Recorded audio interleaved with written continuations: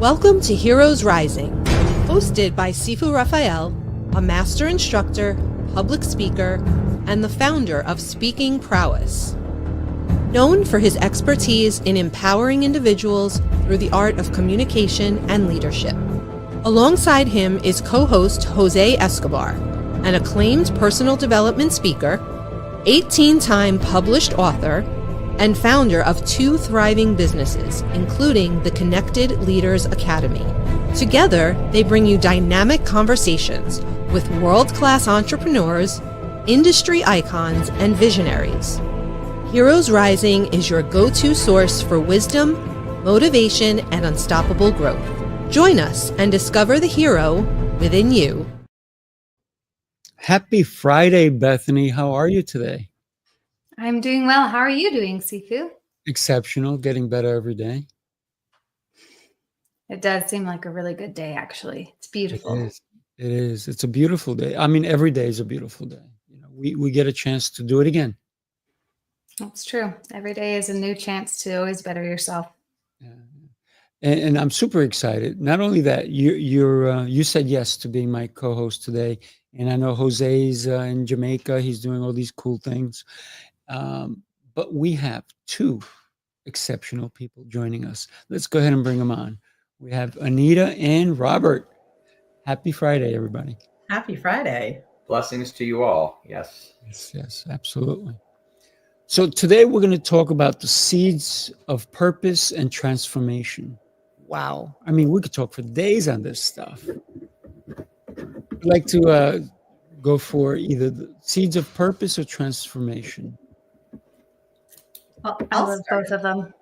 Yeah, I love that. I mean, I'll start. Let's talk about transformation. You know, I'm a big believer in constantly reevaluating and transforming myself.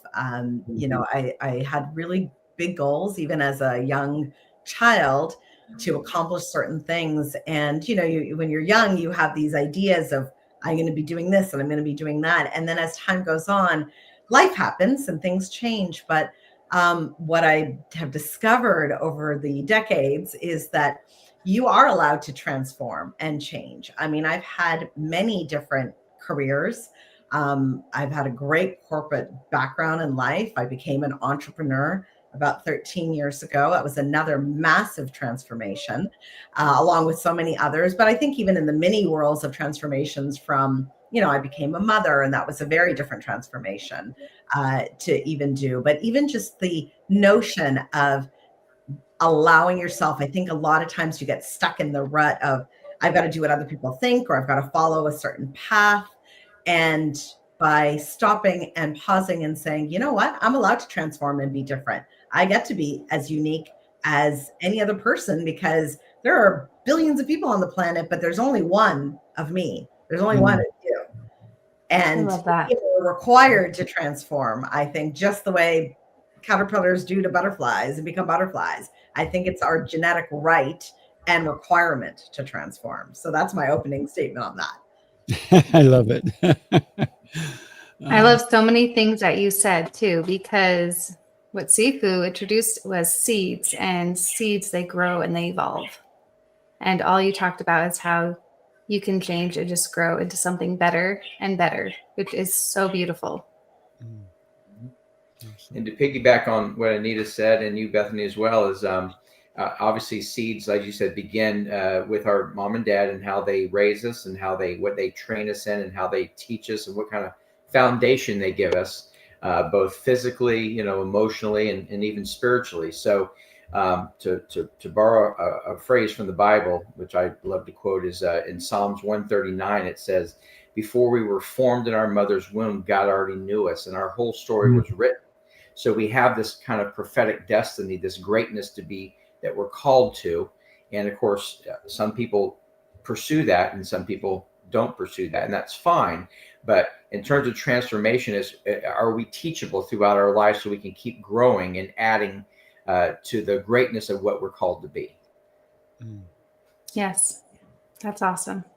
I love the teachable part, and also, are we coachable? Yes. Right? Because I think all of us here are helping people along their journey. And I think for us to be able to help somebody else, we've had to go through some transformations ourselves in order for that to truly happen. Go ahead. I say it's a joy to mentor people. I think all of us maybe here on this podcast are probably mentors to others because we've learned a lot and we have a lot to give. It's a pleasure for me and my wife. We get to mentor and shepherd, if you will, a lot of people, and they come to us for counsel and advice, and life's lessons and pivots and turns and twists and how do you handle this? What should I do? But we're helping them with their transformation. If they, like I say, if they're coachable, teachable, and have ears to hear, because they're looking for someone with experience to say, hey, you don't have to go that path, go this path. And so to me, that's a reward to get to see other people transform. Love that. Yeah, that's beautiful. I got to say, Anita, I apologize. I did not send you the memo that we're all wearing pink. Yes, I realized that as I'm looking Apparently. I'm really sad that I didn't get the memo. I apologize. You just needed to be different, and that's okay. It's my unique transformation. I get to be different today. Yeah. Yes. See, it's a symbol of standing out. Yeah, absolutely. When we also think of transformation, and then you also talked earlier, Anita, on how you're transforming, and sometimes it's because we have a purpose, and sometimes we don't even see the purpose in front of us, but we're transforming throughout, and we have this purpose it's inside of us. It's that seed that we have, yet sometimes we don't even know that everything that we're doing is going to lead us to what our true purpose is. Agreed. And sometimes it's other people see it in us. That's why mentorship is so important, because somebody else may see the brilliance that you have, the qualities you have, and because you're in the storm, you don't see it. Right. Let's talk about that if you guys can. Yes. Yeah, I totally agree with that. And I actually do believe very much that we get signs from the universe or God or whatever, however you want to phrase it. But I do believe that signs come our way, whether it's the closing of one door, which may seem so difficult in the moment, whether it's you've lost your job or you've gone through a divorce or a death. But even those opportunities are often these amazing things if you can look past it to go, what is this supposed to teach me? What is the symbol that has come to me? And I think that sometimes you encounter people accidentally, you have moments, you happen to read a book where like a paragraph jumps out at you and we negate it. And we don't really take them seriously. But I think if we all just took that little bit more of awareness to say, if I have the premise or the belief, and I work hard on this one, that everything is coming for me, to benefit me. So all these symbols or all of these moments that come, good and bad, hard to say, but good or bad, if I can take them and say, I'm going to do something with it. And a lot of times we just close our eyes to it as opposed to opening our hearts and our eyes to those as symbols that it's meant for our greater good. I think we, again, need to just give ourselves permission to think the universe is really helping us. We have to see it that way, even the bad things. Excuse me. Bless you. Bless you. Go ahead. I would say there's a scripture in the Bible, to bring that back again, because that's kind of my core, is that says all things work together for good for those who love God and are called according to his purpose. So he allows everything good and bad to happen. But like I said, it has to be a teaching moment. It has to be, what can I learn from it? You mentioned earlier, some of us walk around with horse blinders on because we're not keenly aware of what's going on around us, but we don't always see the layers of things that happen that build us up to this certain pivotal moment where we have that right to that best decision to make, which, door number one or door number two. It's like everything, diverges in one area and we have to make the right choice.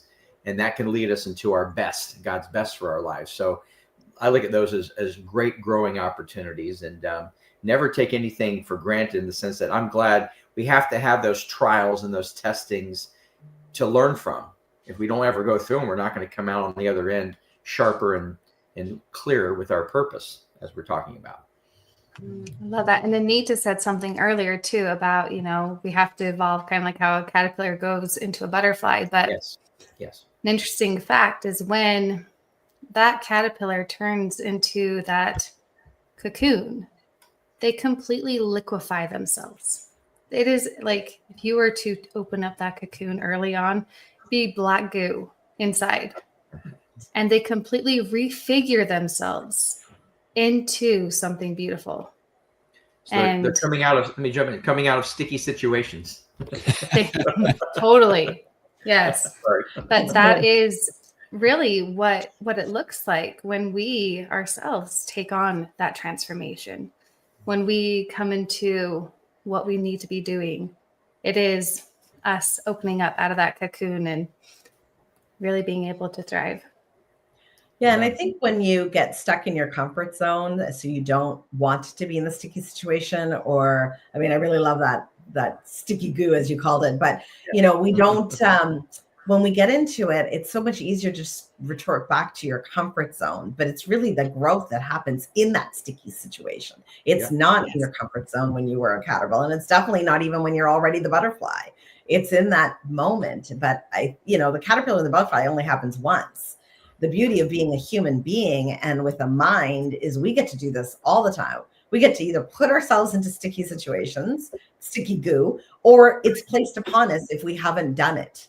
If we haven't gone out of our way, I think the universe and God puts us in those situations to go, I need you to transform and be different. I need you to have a different purpose. I need you to transform to be different.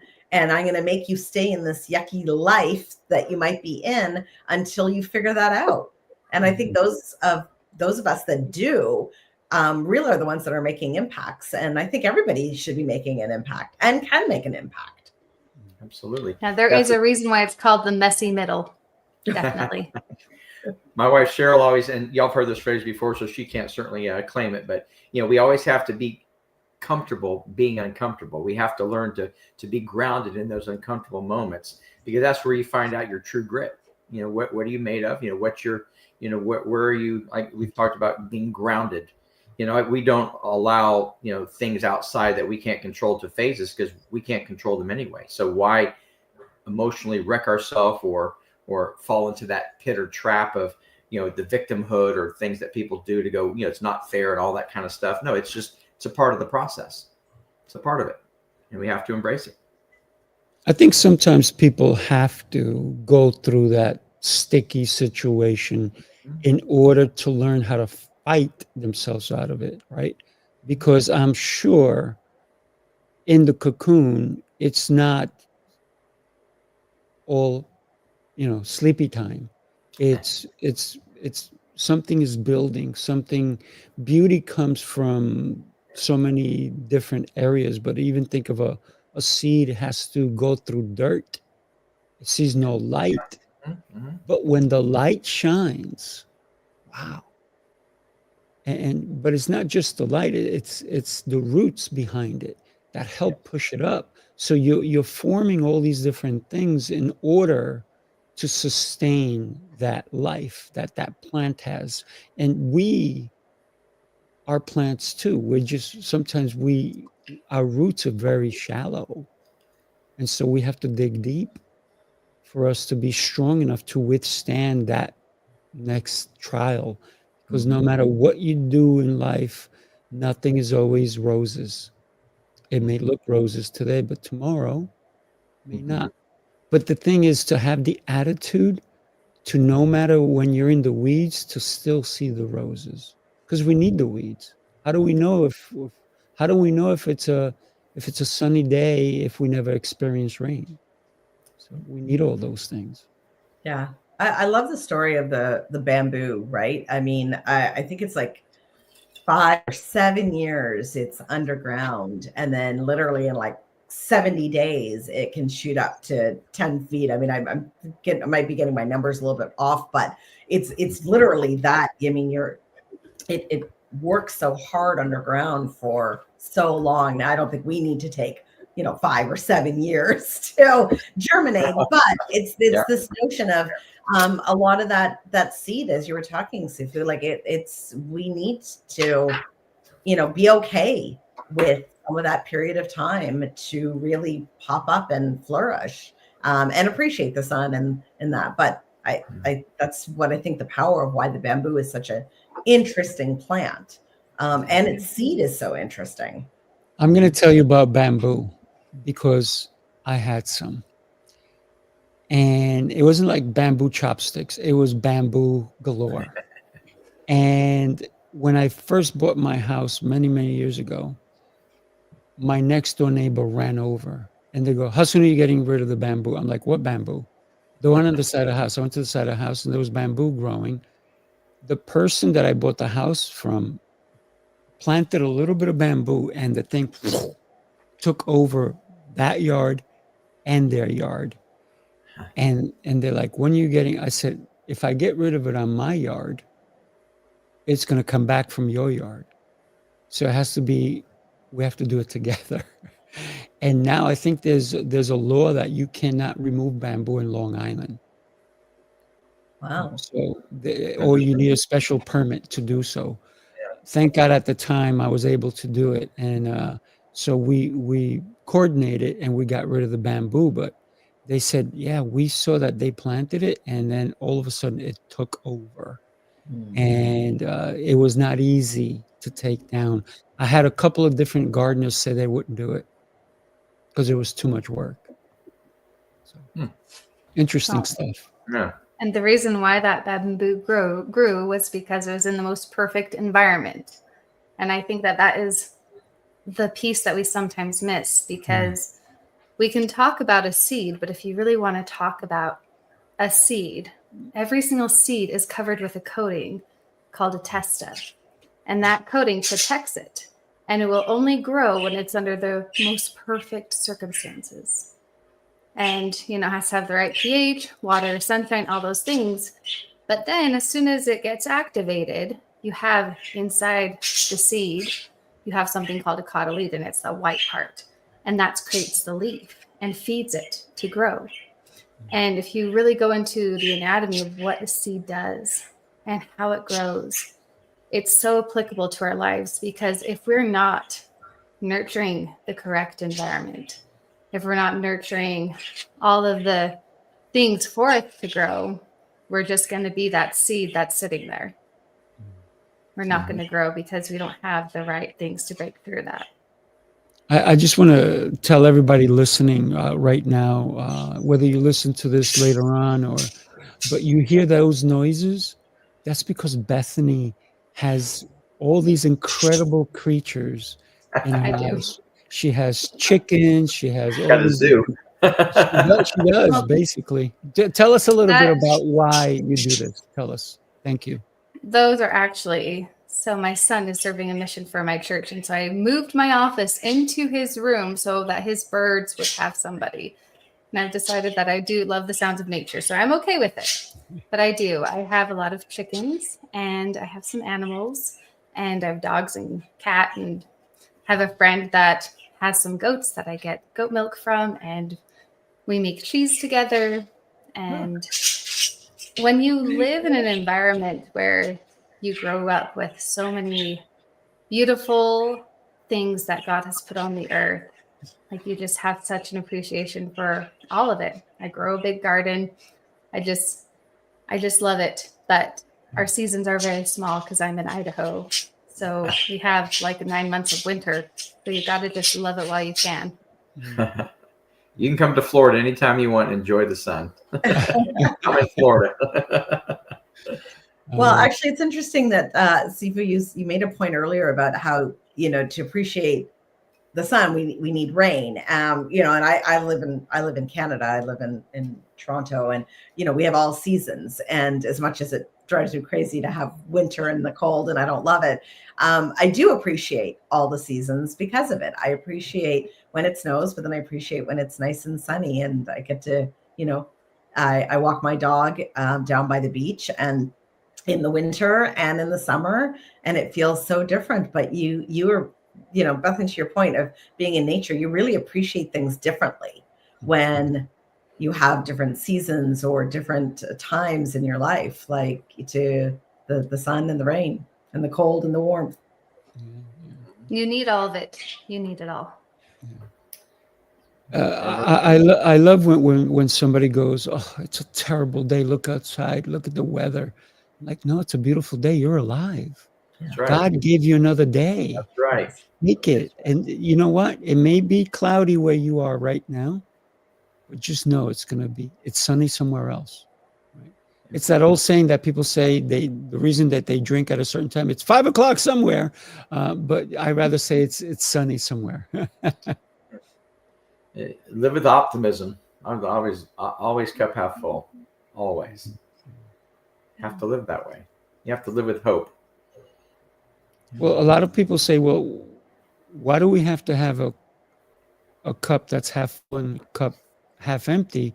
Why can't we fill it? True. Live a full life. Yes. Just be grateful you have a cup sometimes.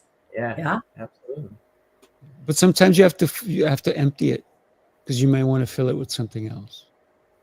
I love it. It's true. Good point. I think that's one of the things in the transformation. You know, it's back to the whole gut thing and reliving and transforming our life. You know, one of the exercises, I don't even remember where I got this from, but obviously some brilliant person put it in a book or somewhere. But one of the things that I read somewhere to do is write down 100 amazing things about you that you've accomplished. And I thought that was great. So, I mean, it can feel overwhelming because you might get to like, you know, 20 or 30. But, you know, when I coach and mentor and train other people, one of the things I say is like, start from 0 to 5, you know, 5 to 10, your teenage, and just kind of go until whatever decade you're in now.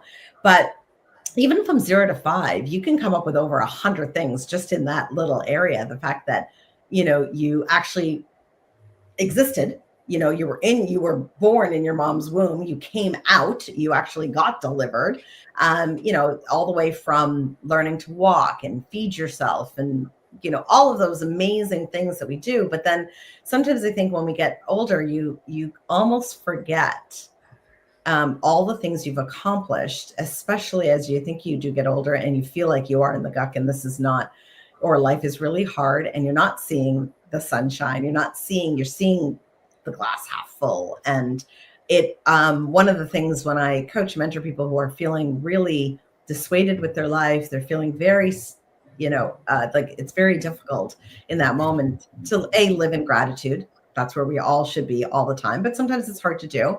But I get people to do this exercise of write 100 things down and then go back and pick up the top 10 things that you're really, really, really proud of. That just when you look at it, it just makes your heart swell, and put it on your wall. So when you are feeling, you know, you look at it, you know, for me being a mother of my 2 beautiful children, adult children now, and got them to adulthood, like that they're amazing children. That gives me so much pride to be their mother. So like, that's one of my things. Also getting my black belt in Taekwondo when I was about 40, which I found really challenging to do that. But I find that there are a few things that in my life that I've done and that I remind myself, because it was a long time ago, but I remind myself, and I coach people all the time. So, you know Sifu always says, take notes on this podcast, write things down. If you get nothing else from me today, I'm going to challenge you, take time on this weekend, write out your 100 and put your top 10 things right in front of you in your office, on your phone, in your car. Like, I don't care where you do it, but keep it front of mind always, because you did that. No one else did it. You did it. I That love reminds that. me. Go ahead, Robert. I was going to say that just reminded me, Anita, of a challenge we were given in a group we were a part of many years ago. They, like 4 years ago, they said, we want you to go home and take a few days and write your life story and bring it back and share it with everybody. So in that life story, the things you mentioned, we were able to unpack, we did it in 5-year segments, 0 to 5, of course, it's just birthday parties and playing around. But, as you grow through the time, we got this, we had to share some of life's hardest experiences, your celebration of great things, and, the trips you took, and then the people that impacted your life the most, your grandparents and things like that, aunts and uncles. And it was fun. Some people agonized over it because of some of the experiences they had that were not the greatest, but they endured through it. My wife grew up in a home of, she would never lived in a home. She always lived in a hotel and, in different places. And so that was, again, different from some of us. So her story is, of course, more challenging than others might be. So, but it was all a learning experience to hear where people went from point A. You talk about transformation, where they started here, and all of a sudden they've climbed the ladder up here, and you have to just say, wow, for the grace of God go I. I mean, that was amazing to hear the different stories. But again, through that, they were able to say, hey, here's my highlights. Here's what I achieved despite what I went through. And so that's what makes you stronger. So it was a fun time with that. I have a couple of thoughts, and I'm loving this conversation. I can tell you hundreds of things that I did from the minute I woke up this morning. Yeah. Because of the gratitude. So when people have a hard time figuring out, what am I great at? I was great at waking up. God gave me a gift. Right? Then I got out of bed. That's another miracle. I was able to walk. That's a miracle. I'm breathing. That's a miracle. So all of these different things are miracles, but we take them for granted. And we don't, a lot of us pray, but we don't pray in a way that we're thankful. Yeah. So many people pray because they're in need of something. Mm-hmm. And I know, because when I go to church, I see that at certain times, church is more packed. Why? It's a holiday. It's an event. It's a this, it's a that. And when people are doing really well, they stop praying. They only pray when things are needed. Yeah. And then when you talked about your wife, and she grew up in a hotel, and I'm going to tell you a funny thing is, all the kids I teach, I ask them where they live. And they're supposed to give me their address and so forth. And I go, who lives in a house? And they all raise their hand. I go, no, you don't. I said, you all live in a hotel. They're like, what? I don't live in a hotel. I said, yes, you do. Then they give me these faces, and I go, I'm going to tell you why you live in a hotel. Why? Because you have laundry service, you have maid service, you have chefs, you have all these things. So you all live in a hotel. Don't take it for granted. Be grateful for your moms. Be grateful for your dads. Because if we can teach children to be grateful for the littlest things, they will never have issues when somebody tells me, tell me what you're grateful for. So this is why I do, and the way I teach people is to look at the tiniest little things, right? A lot of people will say, oh, it's a bug, kill it. I'm like, maybe I can walk it outside. Why are you doing that? Well, it wasn't bugging me. And a lot of times I'll see a kid like try to kill a bug that's trying to step on it. I'm like, why are you being the bug? You're bugging the bug. Stop bugging the bug. They're like, what? I said, now you're the bug. And so I make fun of it, but I also try to teach them something, that bug was not bugging you, but now you think you need to destroy it.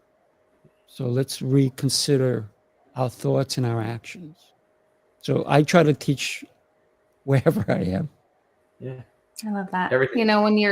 When you're trying to teach, especially when you're teaching children and things like that, and teenagers and all of them, whenever you're trying to teach, it's interesting because everything has to be so relatable.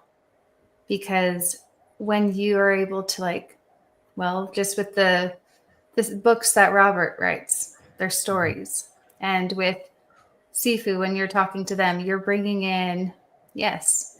And when you're bringing in, like, no, you live in a hotel, those are called social stories.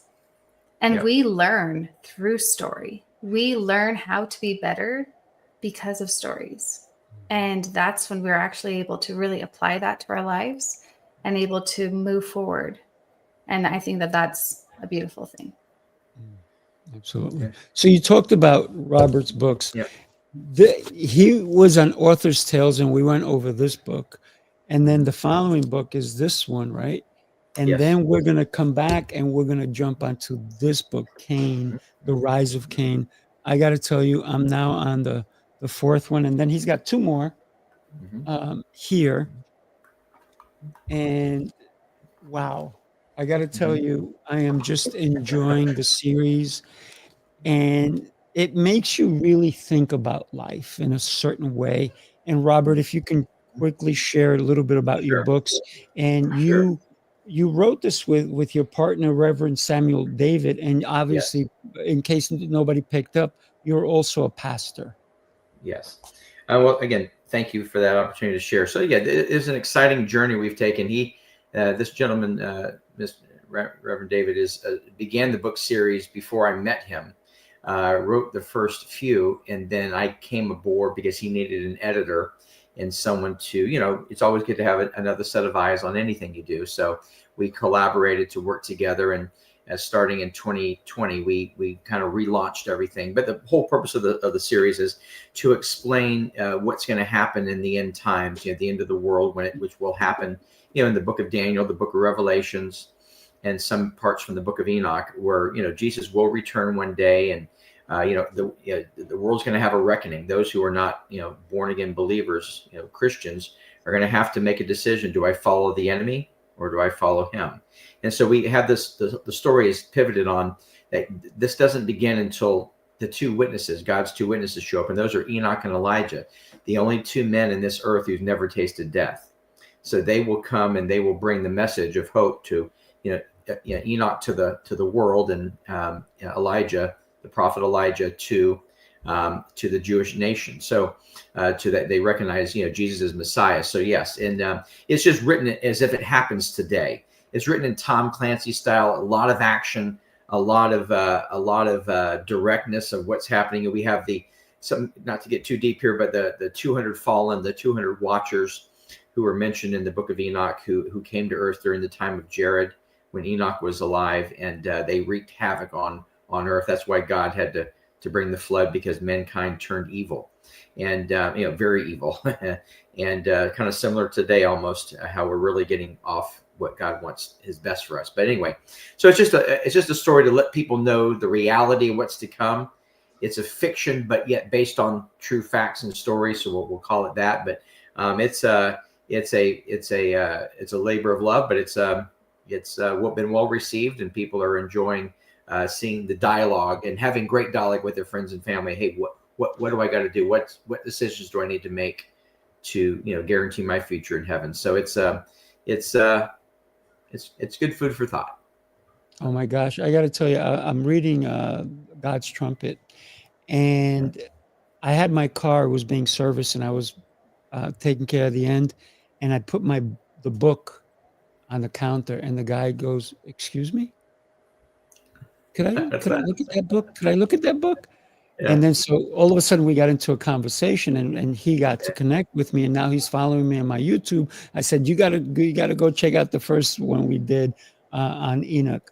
And all of a sudden you got to pick up all the books. Here's where you go, and the whole deal, because he said, wow, intriguing.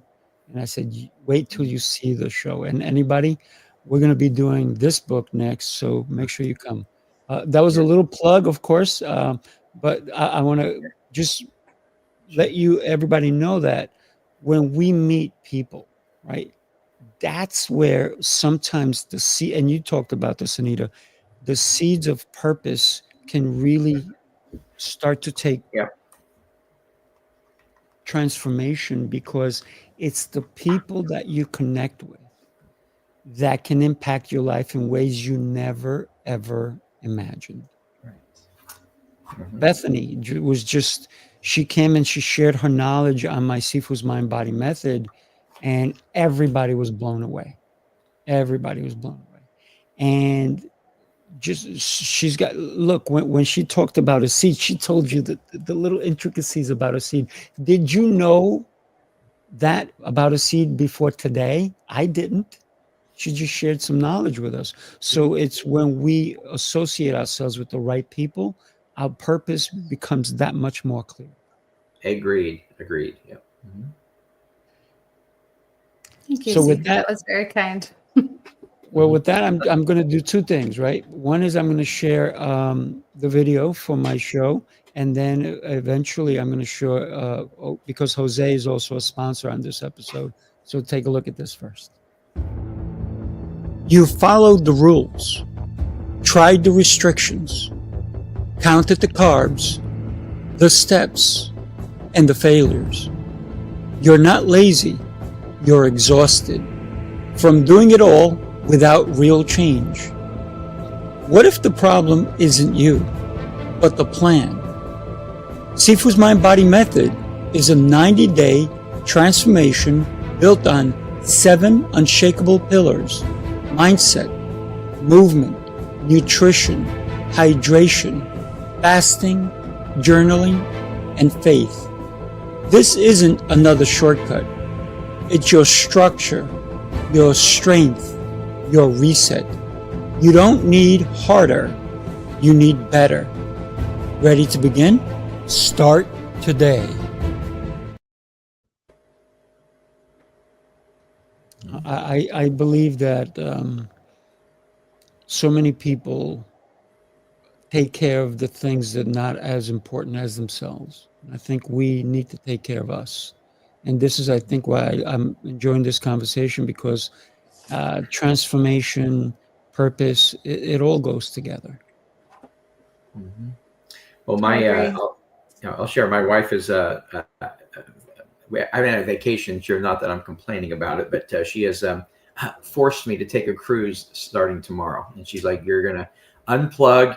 You're not allowed to bring your computer. Your phone's gonna be off the entire time, okay? And you're gonna come with me and swim and all that kind of stuff." I said, "Yes, ma'am." So we need that reset though, because we need to just let things kind of clean out. I mean, I run, a financial investment firm as well, and among other things as well. And, working 10, 12-hour days, it does kind of wear you out a little bit. Like you said, I'm only getting younger at 56, but in my mind, but my body is saying time out. So I appreciate her. She's sowing into me seeds of restoration, time to restore a little bit. So I appreciate Cheryl for doing that for me and making me go. We appreciate Cheryl too. Yeah. It's only going to make That's you awesome. better. Well, I think it's also an interesting perspective that we sometimes get into, that we don't have enough time. We just don't have enough time for everything. We just can't do this. And I actually just sat down with my daughter yesterday because we talked about how our lives are scales. And if we're not level, here's the story, because this is how you teach, right? Mm-hmm. If you're not level and one side is higher than the other, Yep. you just feel out of whack, like you're just going to slide off. And if you slide off that scale, then it's really hard to get back on. Right. And so I told her, I said, I want you to think throughout the whole day, this was in the morning, what are the goals that you want to have in your life? And she goes, okay. She's 12. So we sat down last night and I said, did you think about it? And she gets out her little journal and we sit there and she goes, yes, I thought about it. I want to get better at violin. I want to, get better at dancing, because these are all things that are really important to a 12-year-old. And Yep. I want to be able to read my scriptures and say my prayers more, because that's, God is really important in our home. Absolutely. And I was like, okay. And she goes, I just don't know how to do it. I just don't know. I said, okay, what we need to do. I said, you have so much time. She goes, I don't have time like you do. And We had a very first lesson on what mornings should look like. Every day you wake up, let's schedule that out. And look, you have 10 minutes right there. That's enough time to read some scriptures and say a prayer. Look, that is off your list. And then look, here's Monday, Tuesday, Wednesday, Thursday, Friday, Saturday, Sunday. Every single day is a little bit different, but you're able to put all the things in that you want to if it's important enough for you. And it's not that we don't have enough time. It's just that we didn't make it a priority or it wasn't important enough. Right. And Time he was management. really impressed. Yeah. Sorry, I didn't cut you off. I apologize. No, you're great. No, but she was just like, oh, okay. And so this morning she was like on top of it. I mean, she was just like 6:30 family scripture study. She is out there. We are doing it. And she goes, I have to hurry. I only have like 3 more minutes to do my hair. And I'm like, you're right. And so it's like, creating that. But she's 12 and we still have to do this as adults. It's not something that stops. This is something we always have to do. What a great life lesson for your daughter. Yep. If she can carry that lesson for the rest of her life, wow. She's going to have to be on our show. Yeah. She's pretty cool. I know she's pretty cool. She's your daughter. Hello. So here in Canada, we start school after Labor Day. So we have the whole summer, and then we start school on the Tuesday of Labor Day. So forever, I mean, for so long, I can think about every Labor Day weekend, I would get my 2 kids to say what they wanted, what were their goals for the school year. So pretty much September to September. And they like huff and puff, and they're like, oh, we don't want to do this, and this is silly. And yet, I'm like, the impact that it makes on you. You guys have accomplished this every year. And they get so annoyed because, they're kids. And then literally 2 minutes into doing it, they're like really thinking about it. And, they're pondering it. And then we write them all down and they're like, that was good. I'm like, right? That was good. But what's even better is that the following year in September, when we look back, I'm like, because you actually thought about it, because you actually wrote them down, you actually accomplished every single one of them. And they've been doing this for years. My son is now graduated and he's working. So we kind of moved it to January. But my daughter's in 3rd year university and we did it again just in September. And I'm like, because it stays front of mind. You have a purpose of what you're working towards for the school year. You're not just, and she goes, well, to do well. I'm like, no, that's just your job description. I'm sorry. School is just your job description right now, is to do well. I'm talking about beyond that. What do you really want to get to do? And I do believe that it's such a great life goal, Bethany, that you've started at such an early age to do that, to have your daughter think that way. I've seen such an impact on my children in the last 10 years we've been doing this, 8 years, I guess, for them in their school years. They've had some really good years thinking outside of the box. So then they know in September they've got to come back and do this. But it's also helped me with my goals when I sit and do my own by having conversations with them. And we focus on like the different areas of life. So we always have to write down a health goal. And then we write down a social goal. And then we talk, sort of social relationships, your family, friends. We write down a goal around money and finances and things that they want to do with some of the jobs, the summer jobs they've had and the money they've got. So we talk about the different areas of their life. You need to have one goal for each of the different areas of your life. So you're not imbalanced, to your point on being on that scale. I know. I love that. We'll be imbalanced. You know what? Go ahead. I'm noticing that the birds in Bethany's space right now are just getting smarter. They got quiet. They're listening. Yeah. And anybody else who's listening to this, taking notes, writing it down, planning for your future, not in the future, but today, right? Think about that. Because who's the driver to your future? You have to. You can't let others interject their ideas because you will never take it on. It has to be your own idea. Just like in sales, nobody wants to be sold, but they want to buy. And just ask anybody who's an Amazon buyer. They want to buy. I know someone. I think, go ahead, Robert. No, I was gonna just say something. Go ahead. just to piggyback on both what you all three said is when I was 13, my father, who used to be a superintendent of schools, came to me and says, "You're going to start writing goals now," and he says you're going to have 2 spiritual, 2 physical, 2 relational, and then just pick any other ones. And I've been doing it every year since then. I do it always the last week of December.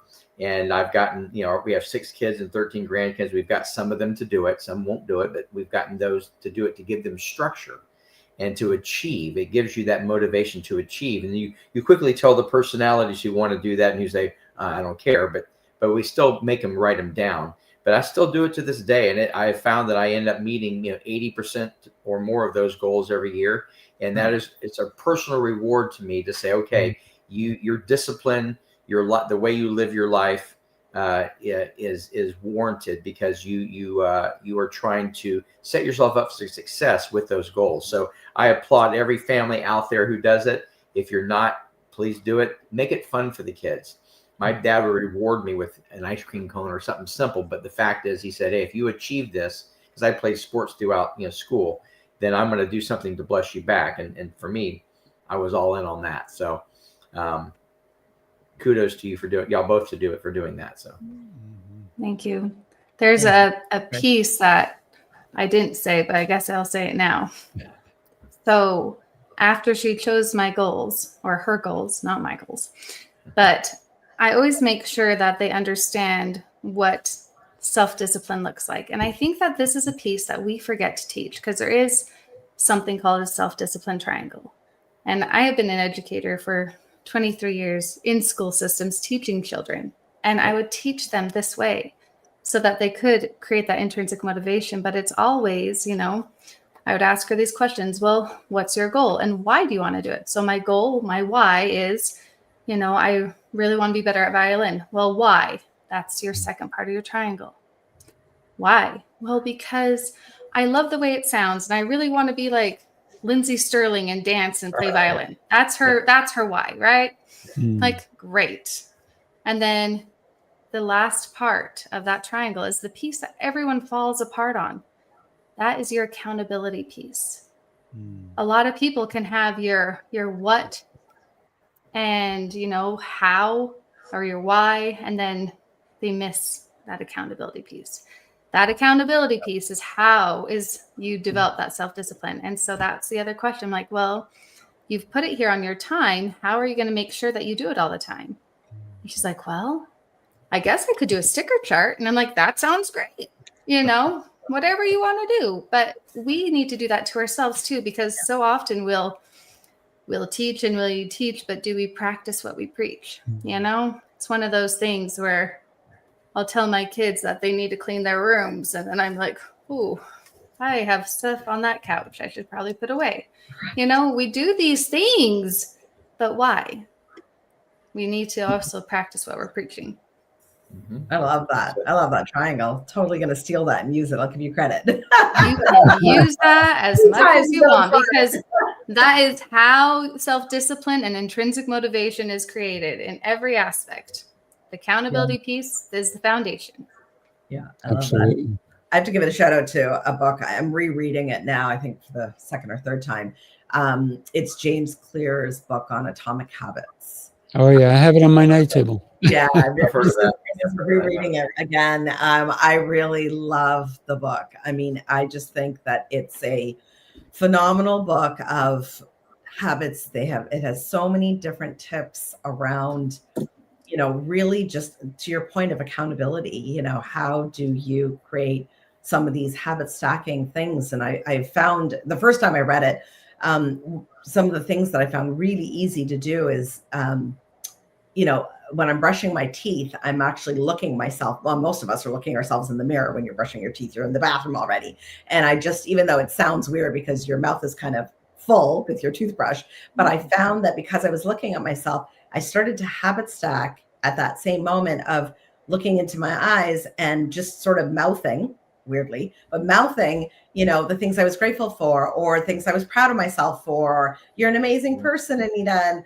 you're going to have a great day. And just like I'm already doing something I have a habit of doing, which is brushing my teeth. But if I added one more thing in that time frame that was really helpful, I just found, so I started to notice that wherever I could, I would habit stack 2 or 3 different things in that same moment. And it's helped me so much with, to your point of hitting some of those goals in a way that I've really not, I don't think I was as efficient, even from a timing standpoint of saying I'm too busy. But there are so many pockets in your day where you have 5 minutes. You have, like, even standing in front of the microwave while it goes for 39 seconds to heat up something. That's 39 seconds. You could do something. Even just, I always tell my kids that's the race to see how much of the dishwasher you can unload. Ready, set, go. There you go. Correct. And not break anything. Yeah. You're speaking words of affirmation on yourself. You're speaking life to yourself when you're doing those things in front of the mirror. That's what we want to continue to build yourself up. Yes. I love that we're actually talking about this right before this call. I have a little podcast on my YouTube channel, and I recorded my podcast, and it is actually habit stacking. That's what my podcast was about. Woo! So I know. I was like, I cannot believe she's talking about this. And I just went, when you're talking, I went through my notes because I actually talked about different ways that I habit stack all the time. Because I record a YouTube shorts in the sauna called Hot Takes Mindset from the Sauna. Thought it was very clever. And I do that after I'm working out. I also teach ballroom dance. And when I'm running on the treadmill, I listen to music and I choreograph in my mind what I'm going to teach. I mean, there's so many times when we can do these things. We'd rather have numbing things, but the way that we look at our lives when we fill them with things that actually fulfill us, I mean, it's that we can fill our cup however we want, And I would rather drink something clear and amazing that's going to be better for me than something murky and yucky and not. So I want to make sure I'm filling it with good things. I got to tell you, way before I read the book, I understood habits at a deep level because I'm a people watcher. I love watching people, and I see how people maybe repeat the same thing and they don't recognize they're doing it. So how many people here have ever driven somewhere and they're like, I don't remember getting here. Right? And that's because it became a habit. But so now, and I learned that very, very young on. And then I realized that, hey, wait a minute. Yesterday, I put on my left shoe first. Today, I'm going to do my right. So I'm aware of everything I do, so it does not become a habit. And if it becomes a habit, then I'm going to use it to build me better. And so I'll recognize, oh, I'm doing a habit, but I'm not letting the habit control me.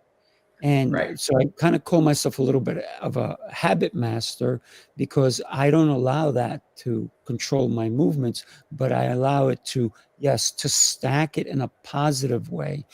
And I teach that even when I tell the kids, when you're brushing your teeth, you should be in a squat position. We call it horse stance. They're like, how long are you supposed to brush your teeth for? 2 minutes. I said, there you go. Now you can work your legs, your strength, build stamina, and brush your teeth at the same time. And say words of affirmation in the mirror to yourself while you're doing it all. That's it. You just need a longer mirror, right? All of it. Do all of it. Do all of it. But if we think about all the habits that we can have an impact on our lives, because they're good habits and we know they're bad habits. And Bethany, you talked about having something clear instead of murky and yucky, but some people consider that murky and yucky good, like a soda. And so many people don't understand that the impact of sugar can truly, truly diminish the life that you can have. And what bothers me the most is what's happening with people are going through transformations because they're not happy with their life. and they're doing it with a quick fix. They're doing it with all these drugs, with Ozempic and other ones that are following suit.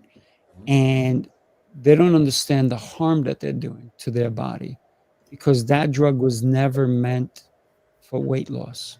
It's an after effect, but it also reduces bone density and so many different problems that can happen. When people come off it, what happens when you lose bone density? Yep. Osteoporosis, right? Yep. That's one of the problems.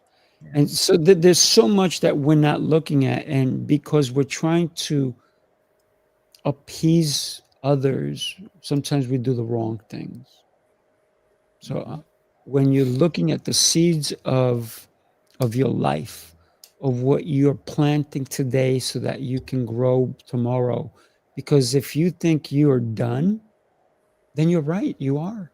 You're done. You stop growing. You're going to sit on the couch, you're going to do nothing. And a lot of people retire because they have a pension and that's it. I'm done. I worked my life. But for me, retirement will never come. Right? Retirement means I'm tired again. I'm not tired.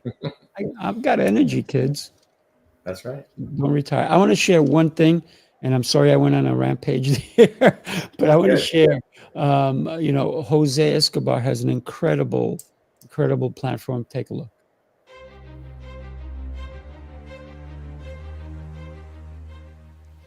Hi, my name is Jose Escobar, and I'm the founder and CEO of the Connected Leaders Academy. We're a growing tribe, a community of entrepreneurs all over the world, globally, all across the country, high performers, titans of industry. If you're an entrepreneur and you're looking to grow personally and professionally, scale your influence, develop your skill sets, move the needle in your business, more clients, more money, more profit, the bottom line, and of course, grow your circle and your network like never before, this is where you want to be. Join the Connected Leaders Academy today. We are scaling massively. We want to welcome you in. Check me out on Instagram and on Facebook, the @ JAESCO25. We look forward to having you join us. Take care. Bethany, you're part of Connected Leaders Academy, right? I am. I know we need Robert and we need Anita to come join us. So Robert, Anita, let's have a conversation. I'll send you guys It an is email and amazing, I'll amazing connect you with Jose. It's going to be a blast. I got to tell you. I made some notes. Amazing. Thank you. I got to tell you, because of Connected Leaders Academy, that's how I met Bethany. And sometimes when we're in the right place, we meet the right people. Robert and I, we met one way. Anita and I, we met another way. But I'm so happy that you've been on my show multiple times, and I don't want you to stop that habit. The habit should be, when can I get on Sifu's show? Just saying. Yep. Love that. Honored. Yes, definitely Love honored that. to be on your show many times. So thank you. Yeah. What's one thing that you would want somebody to take away from today's show based on purpose and transformation?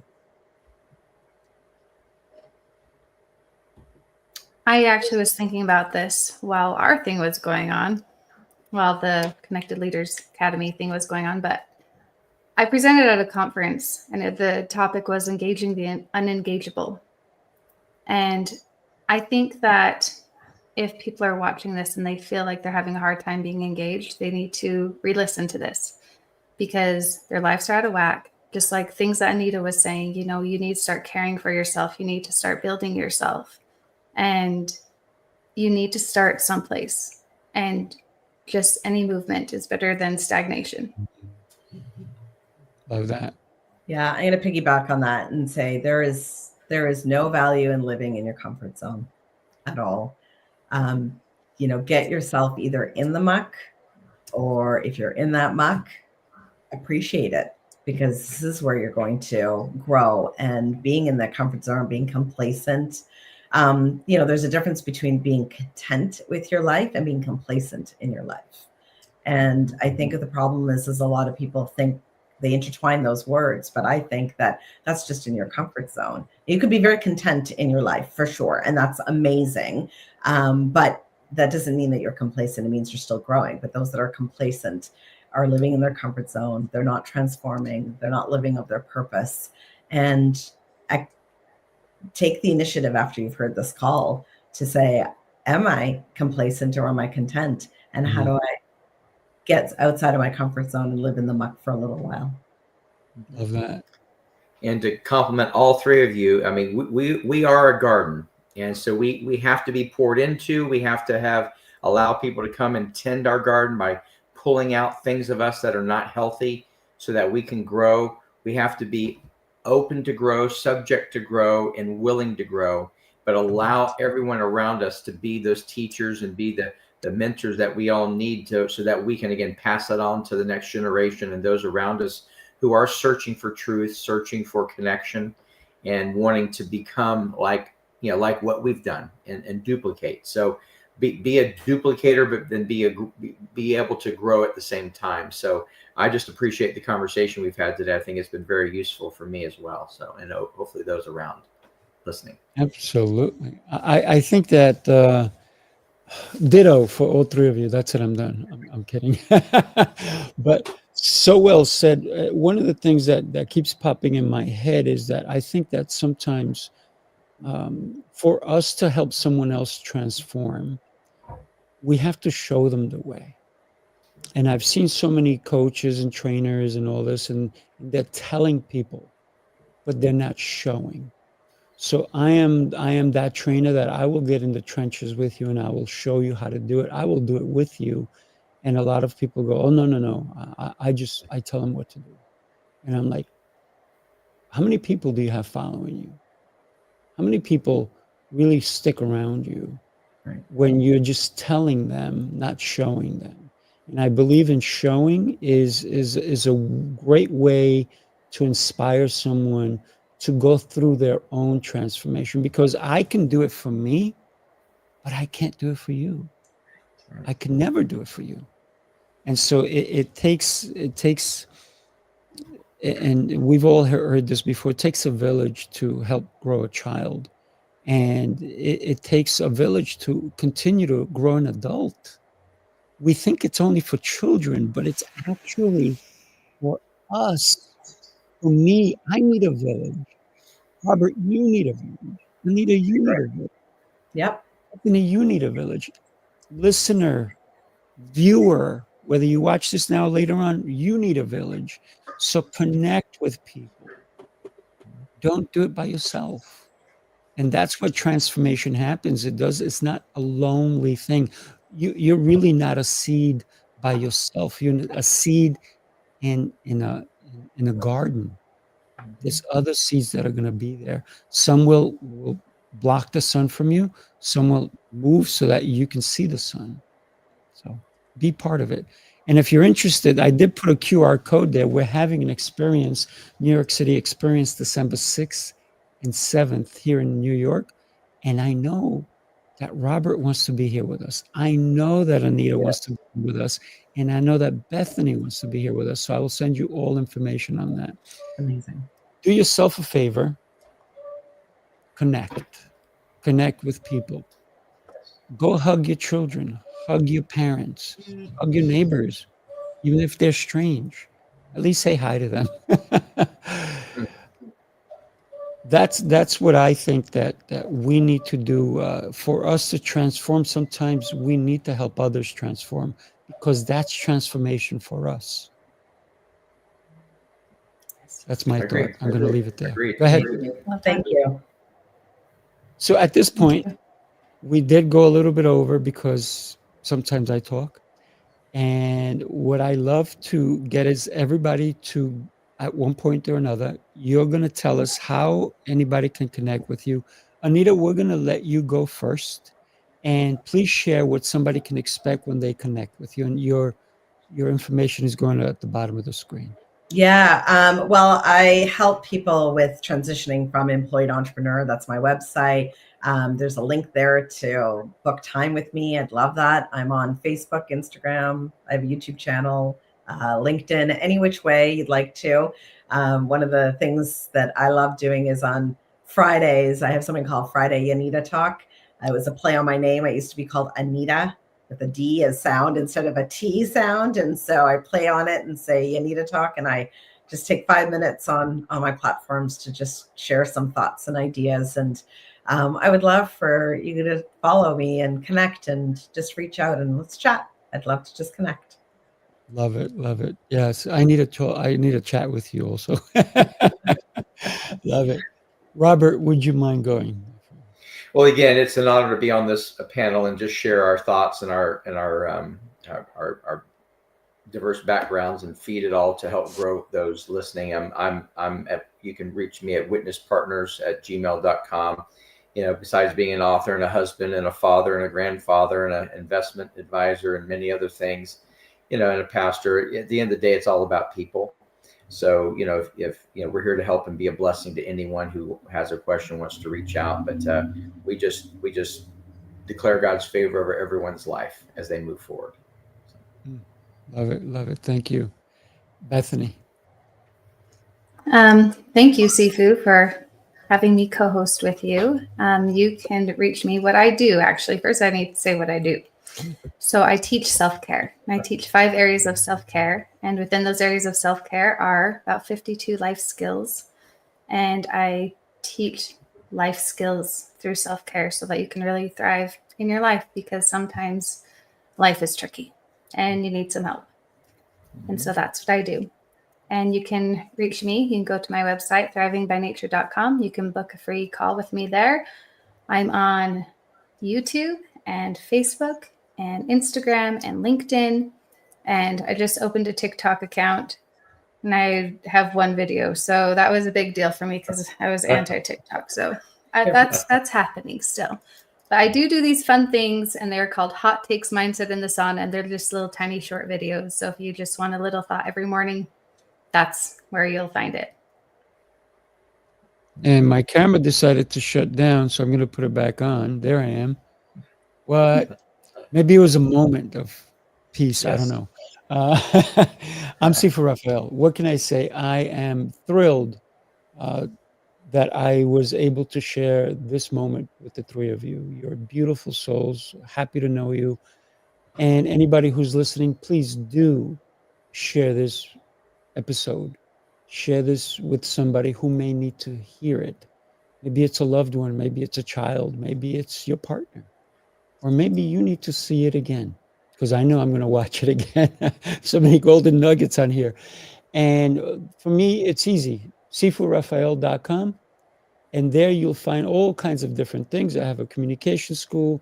I do all things Sifu's Mind Body Method. And then the thing that you see on the QR code up on the screen is that we do events to connect incredible leaders like the ones you see here in person. So thank you, everybody. God bless you. And do yourself a favor. Enjoy the rest of this incredible and beautiful day. Take care, everybody. Yes.